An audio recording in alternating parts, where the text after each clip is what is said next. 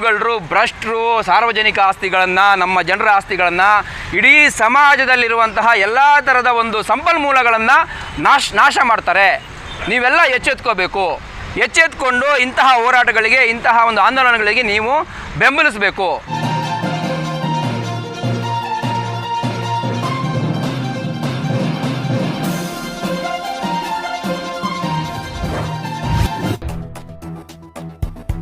ನಮ್ಮ ಸುದ್ದಿ ಸನ್ ವೀಕ್ಷಕರಿಗೆಲ್ಲರಿಗೂ ನನ್ನ ನಮಸ್ಕಾರಗಳು. ಬೇಗೂರಿನಲ್ಲಿ ದೇವರ ಜಮೀನು ಉಳಿಸಲು ಕರ್ನಾಟಕ ರಾಷ್ಟ್ರ ಸಮಿತಿ ಪಕ್ಷ ವತಿಯಿಂದ 13ರಂದು ಬೃಹತ್ ಪ್ರತಿಭಟನೆ ಹಮ್ಮಿಕೊಳ್ಳಲಾಗಿದೆ.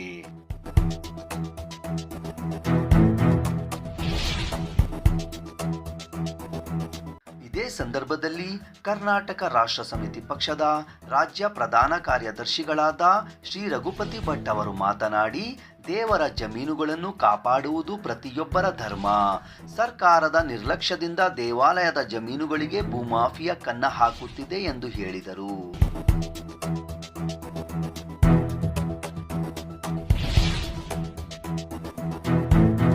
13ರಂದು ನಡೆಯುತ್ತಿರುವ ಈ ಬೃಹತ್ ಪ್ರತಿಭಟನೆಯಲ್ಲಿ ಸ್ಥಳೀಯರು ದೇವರ ಜಮೀನನ್ನು ಕಾಪಾಡಲು ದೊಡ್ಡ ಸಂಖ್ಯೆಯಲ್ಲಿ ಹಾಜರಾಗುವಂತೆ ಮನವಿ ಮಾಡಲಾಯಿತು.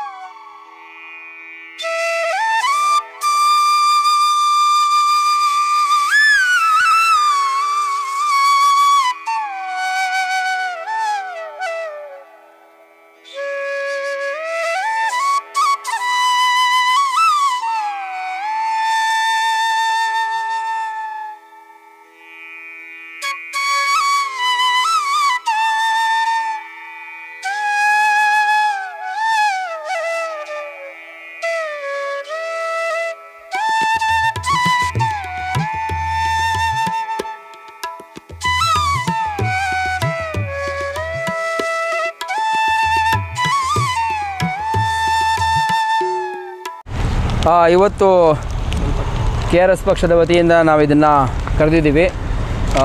ಮುಖ್ಯವಾದ ಉದ್ದೇಶ ಏನಂದರೆ, ನಿಮಗೆ ಕಾಣಿಸ್ತಾ ಇರ್ಬೋದು, ದೇವಸ್ಥಾನ ಬೇಗೂರು ಪಂಚಲಿಂಗೇಶ್ವರ ದೇವಸ್ಥಾನ.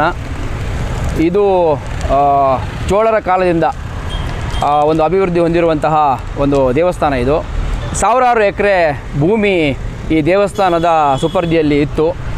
ಆದರೆ ಏನಾಗಿದೆ ಅಂದರೆ, ನಿಮಗೆಲ್ಲ ಗೊತ್ತಿರ್ಬೋದು, ಬೆಂಗಳೂರಲ್ಲಿ ಈ ಕಮರ್ಷಿಯಲ್ ಆ್ಯಕ್ಟಿವಿಟಿ ಯಾವಾಗಿಂದ ಜಾಸ್ತಿ ಆಗ್ತಾ ಹೋಯಿತು, ಎಲ್ಲ ಕಡೆಯಿಂದನೂ ಒಬ್ಬೊಬ್ಬರು ಒಂದೊಂದು ರೀತಿ ಜಮೀನನ್ನ ಹೊಡ್ಕೊಳ್ಳುವಂಥದ್ದು, ಭೂ ಕಬಳಿಕೆ ಮಾಡುವಂಥದ್ದು, ಒತ್ತುವರಿ ಮಾಡುವಂಥದ್ದು, ಇದೆಲ್ಲ ನಡ್ಕೊಂಡು ಬರ್ತಾಯಿದೆ. ಎಲ್ಲಿವರೆಗೂ ನಡೆದಿದೆ ಅಂದರೆ, ಈ ನಮ್ಮ ದೇವಸ್ಥಾನದ ಒಂದು ಧಾರ್ಮಿಕ ಸ್ಥಳದ ಜಾಗವನ್ನು ಕೂಡ ಬಿಡದೇನೆ ಎಲ್ಲ ಒಂದು ಪಿತೂರಿಯ ರೂಪದಲ್ಲಿ ವ್ಯವಸ್ಥಿತವಾಗಿ ಭೂ ಕಬಳಿಕೆ ಮಾಡಿಕೊಂಡು ಬಂದಿದ್ದಾರೆ. ಇದೇ ವಿಚಾರವಾಗಿ ಒಂದು ನಿಮಗೆ ಮಾಹಿತಿಗಳು ತಿಳಿಸೋಣ, ಜನರಿಗೆ ಜಾಗೃತಿ ಮೂಡಿಸೋಣ ಅನ್ನೋ ಉದ್ದೇಶದಿಂದ ಇವತ್ತು ಪ್ರೆಸ್ ಮೀಟ್ ಕರೆದಿರುವಂಥದ್ದು. ಇಲ್ಲಿ ನ್ಯಾಯ ಅಂದರೆ, ಇದು ಈಗ ನಮ್ಮದು ಪರ್ಸ್ನಲ್ ವಿಚಾರ ಅಲ್ಲ, ಇದು ಸಮಾಜಕ್ಕೆ ಸಂಬಂಧಪಟ್ಟಿರುವಂಥದ್ದು, ಇಲ್ಲಿನ ಜನರ ಧಾರ್ಮಿಕ ಭಾವನೆಗೆ ಸಂಬಂಧಪಟ್ಟಿರುವಂಥದ್ದು, ಮತ್ತು ನಮ್ಮ ರಾಜ್ಯದ ಮತ್ತು ದೇಶದ ಒಂದು ಆಸ್ತಿ, ಸರ್ಕಾರದ ಆಸ್ತಿ. ಇದು ದೇವಸ್ಥಾನದ ಆಸ್ತಿ, ಸರ್ಕಾರದ ಆಸ್ತಿ. ಆ ಆಸ್ತಿನ ನಾವು ಉಳಿಸಬೇಕು. ಈ ಸಾರ್ವಜನಿಕರಿಗೆ ಉಪಯೋಗ ಆಗಬೇಕು. ಯಾರೋ ಒಬ್ಬ ಬಂದುಬಿಟ್ಟು ಅದನ್ನು ಭೂ ಕಬಳಿಕೆ ಮಾಡಿಬಿಟ್ಟು ಡೆವಲಪ್ ಮಾಡಿ ಅವನು ದುಡ್ಡು ಮಾಡಿಕೊಂಡು ಅವನ ಮಕ್ಕಳು ಅವನ ಇದು ಬೆಳೆಯೋದಲ್ಲ.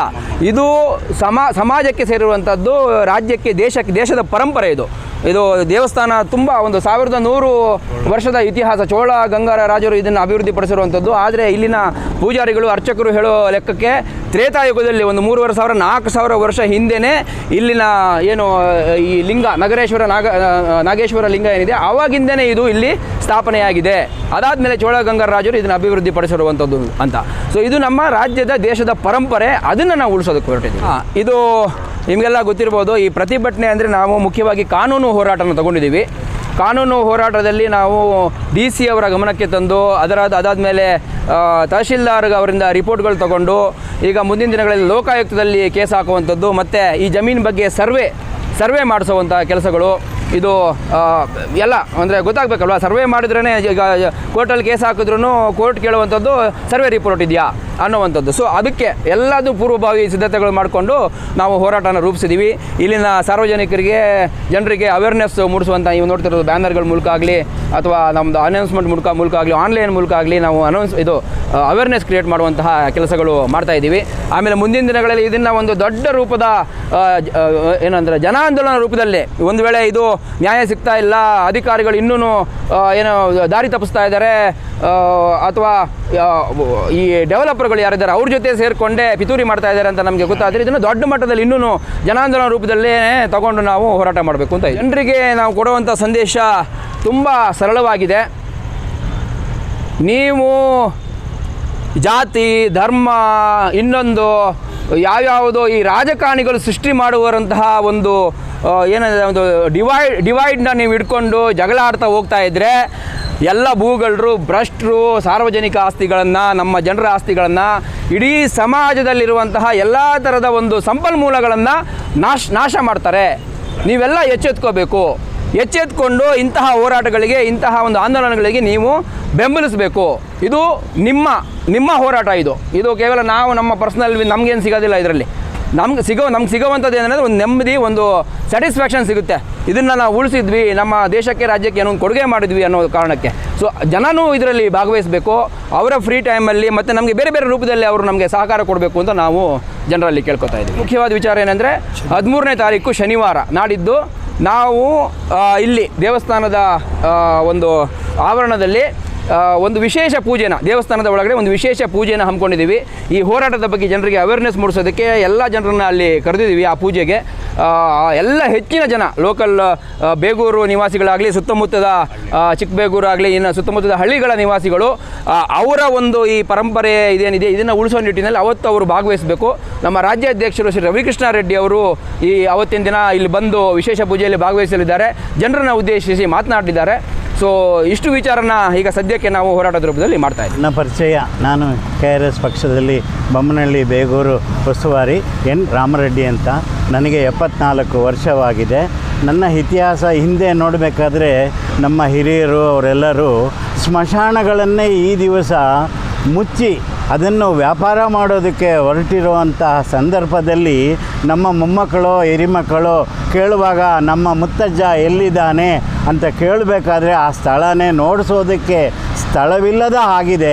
ಇನ್ನು ಮುಂದೆ ಈ ದೇವಸ್ಥಾನಗಳು ಕೂಡ ಇದೇ ರೀತಿ ಆಗ್ಬೋದು ಅಂತ ನನಗೆ ಒಂದು ಜ್ಞಾಪಕ ಬರುತ್ತಿದೆ. ಆದ ಕಾರಣದಲ್ಲಿ ಯಾರೇ ಆಗಲಿ ಇಲ್ಲಿ ಜಾತಿ ಭೇದ ಭಾವ ಎಲ್ಲ ಬಿಟ್ಟು ಶನಿವಾರ 13ನೇ ತಾರೀಕು 10:30 ಗಂಟೆಗೆ ಎಲ್ಲ ಸಾರ್ವಜನಿಕರು, ಹಿರಿಯರು ಎಲ್ಲರೂ ಬರಬೇಕು ಅಂತೇಳಿ ನಾನು ಹಿರಿಯರಿಗೂ ಸಹ ನಾನು ಆಹ್ವಾನ ಮಾಡ್ತಾಯಿದ್ದೀನಿ. ಬರಬೇಕು ಅಂಥೇಳಿ ಕೇಳ್ಕೊಳ್ತಾ ಇದ್ದೀನಿ. ಇಷ್ಟು ಹೇಳ್ತಾ ನಾನು ಮುಗಿಸ್ತಾ ಇದ್ದೀನಿ.